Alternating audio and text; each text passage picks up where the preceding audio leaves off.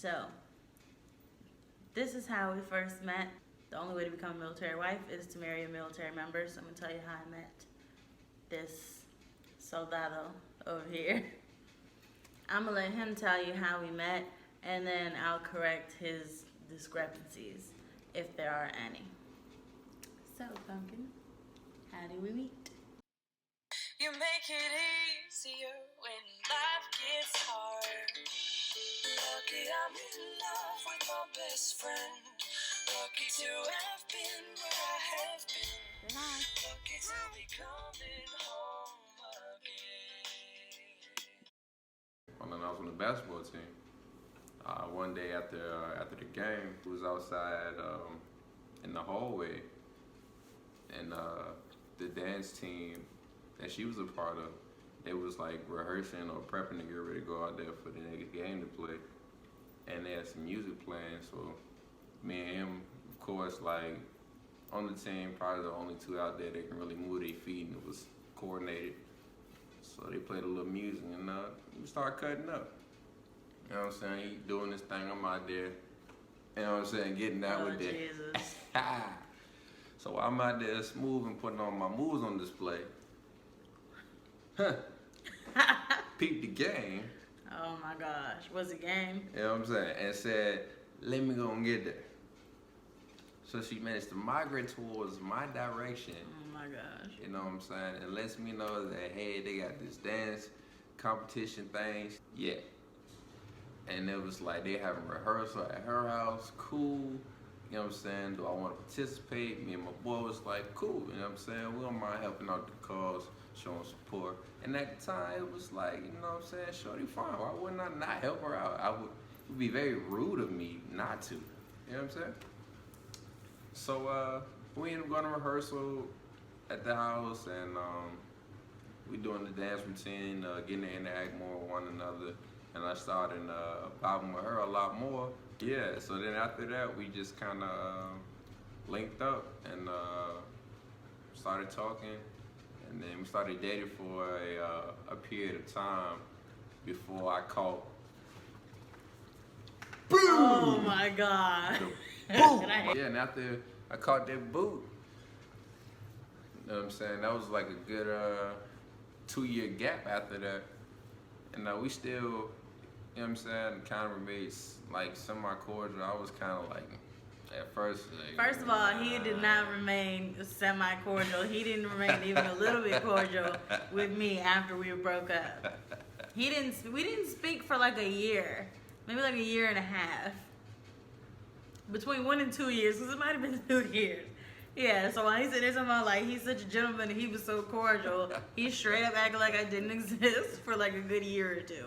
Anyways, his story's pretty accurate. But what caught my attention was not his dance moves. It was that he was tall. That's what caught my attention.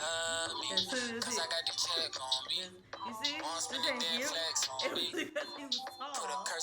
And I'm short now. I'm like 5'5". But then I was even smaller. I think it was like 5'3", 5'3 and a half maybe. But he's always been like this like giant person.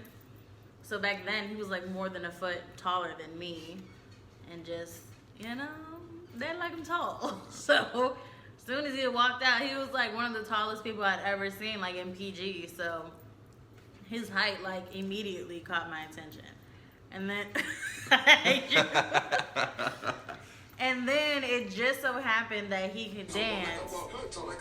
So now I was like, I'm gonna go over there and try to get his attention real quick. And it worked. When we broke up, I think we were like 15 or 16. And when we got back together, we were like, what, 24? 23, 24. Yeah, so it was almost 10 years later. But even when we weren't together, I've always loved him. Like, I love him, like, as a person. We both had been, like, in long-term relationships that didn't work out. It was just like, what a waste of time. So then we both decided, like, we're just not getting married. That just is what it is. Like, married life is not for us, right? Did we not agree on that? That was, yeah. To this moment, I'm not really sure how it ended up that we got married because we both planned and agreed that we were not getting married. Not that we were not getting married to each other, but that we were just not getting married, period. Like, and then... You know, it's just kind of... Yeah. So,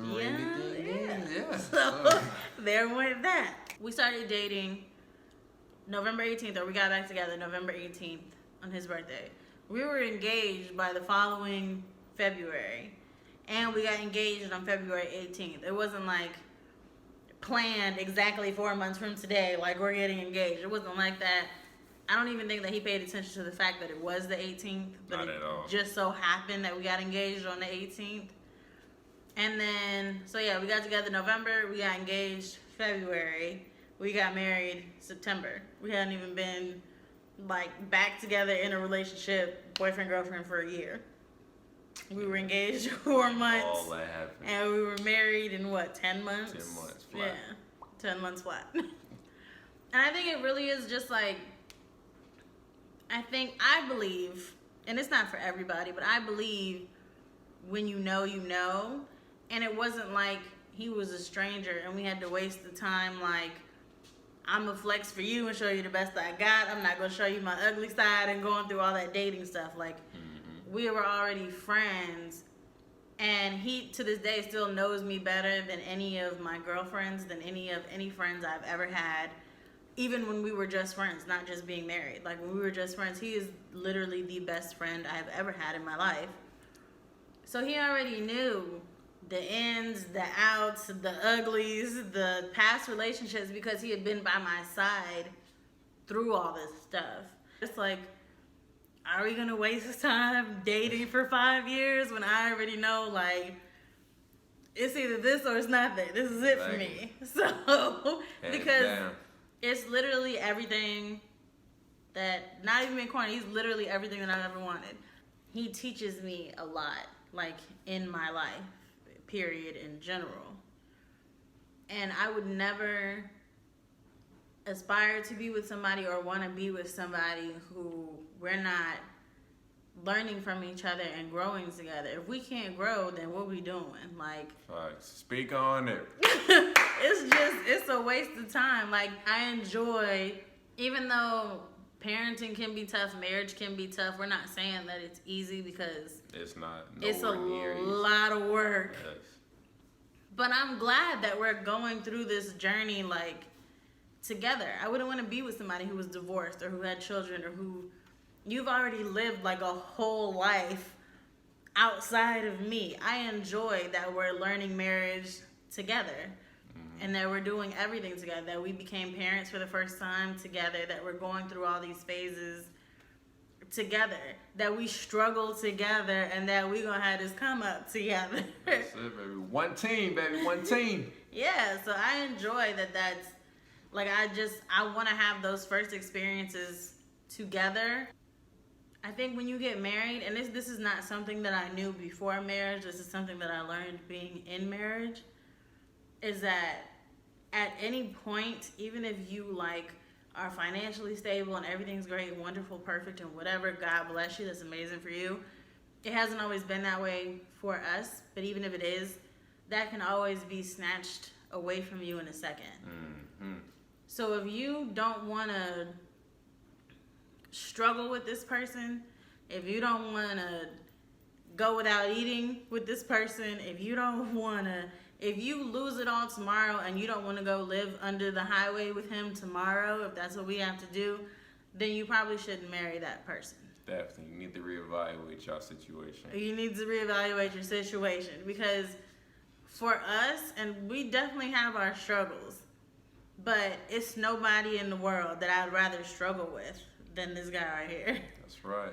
This was my person when we had nothing. So this is damn sure going to be my person once we have everything, because we will. In Jesus' name, amen. That's claim right. It Speak on it. claim it for the Gordon gang one time. I'm not the type that I want to, like, preach to everybody. But the things that we've made it through is nothing but God. Nothing but God, I promise. Nothing but God. If you're faithful to him, he's faithful to you. And that's not like some crap I read in the Bible or on like a meme or something. It's because that's how he's been through our marriage and through our relationship. Because I've lived the Army life my entire life. My dad was in for 20-something years, and then I married him, and he's in the military.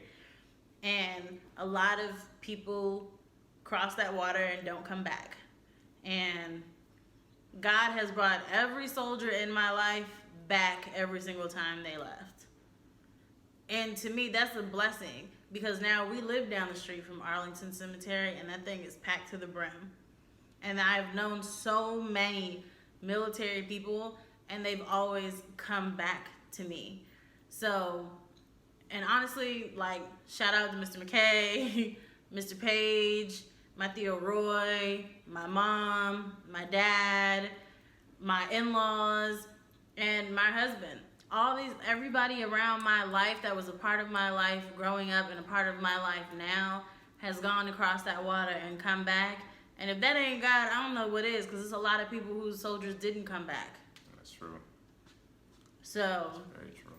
God is good.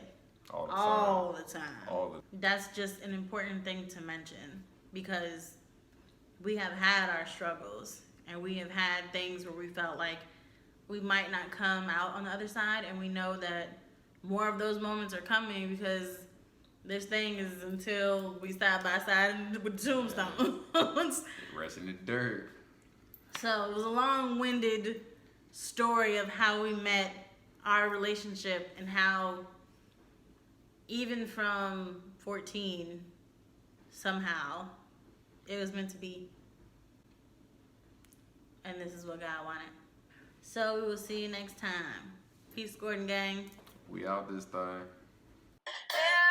time we say goodbye, I wish we had one more kiss. I'll wait for you, I promise you.